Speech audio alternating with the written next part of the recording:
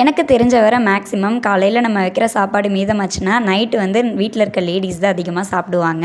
But எங்கள் வீட்டில் அப்படியே ஆப்போசிட். ஹஸ்பண்ட் அதை ஒரு வெரைட்டி ரைஸ் மாதிரி பண்ணி கொடுத்துட்டா சாப்பிட்டுக்குவாங்க. பட் நான் எப்படி கொடுத்தாலுமே சாப்பிட மாட்டேன். நேற்று இதே மாதிரி சாப்பாடு வந்து மீதமாயிடுச்சு. ஈவினிங் போல் தம்பிக்கு ஒரு ஸ்நாக்காக சக்கரவள்ளி கிழங்கு வாங்கிட்டு வந்து ரொம்ப நல்லா இருந்தது. சரி, அதை வந்து வேக வச்சு கொடுத்துட்டு பேலன்ஸ் இருக்க ரைஸ் வந்து நான் எக் ரைஸ் மாதிரி பண்ணிடலான்னு சொல்லி ரெடி பண்ணிட்டேன். ஒரு சிலர் காய்கறிலாம் வதக்கிறப்பவே முட்டையை உடச்சி ஊற்றிடுவாங்க. பட் எனக்கு தனியாக உடச்சி ஊற்றி அதை ஃப்ரை பண்ணி எடுத்து அதுக்கப்புறம் ரைஸில் மிக்ஸ் பண்ணால் தான் பிடிக்கும். உங்களுக்குலாம் எப்படின்னு கமெண்ட் பண்ணுங்கள். முட்டை உடச்சி ஊற்றுறப்பவே அது கூட கொஞ்சமாக உப்பு மிளகுத்தூள் போட்டுக்கிட்டிங்கன்னா நல்லா டேஸ்ட்டாக இருக்கும். இப்போ கடாயில் ஆயில் ஆட் பண்ணதும் பொடியாக நறுக்கின பூண்டு, பச்சை மிளகாய், வெங்காயம் இதெல்லாம் சேர்த்து நல்லா வதங்கினதும் எடுத்து வச்சிருக்க காய்கறி ஆட் பண்ணிக்கலாம். நான் இன்றைக்கி கேரட், பீன்ஸ், முட்டைக்கோஸ் சேர்த்துருக்கேன். இது கூடவே தேவையான உப்பு சேர்த்து காய் ஒரு 80% வெந்ததும் நம்ம எடுத்து வச்சிருக்க ரைஸ், முட்டை, அது கூடவே ஒரு டீஸ்பூன் மிளகுத்தூள், சோயா சாஸ், சில்லி சாஸ் சேர்த்து நல்லா கலந்து விட்டு இறக்குனா சூப்பராக எக் ரைஸ் ரெடி. அண்ட் இன்றைக்கி ஒரு லாங் வீடியோ அப்லோட் பண்ணியிருக்கேன். அதில் ஒரு சின்ன சர்ப்ரைஸ் இருக்குது. கண்டிப்பாக செக் பண்ணி பாருங்கள். கீழே டேக் பண்ணியிருக்கேன்.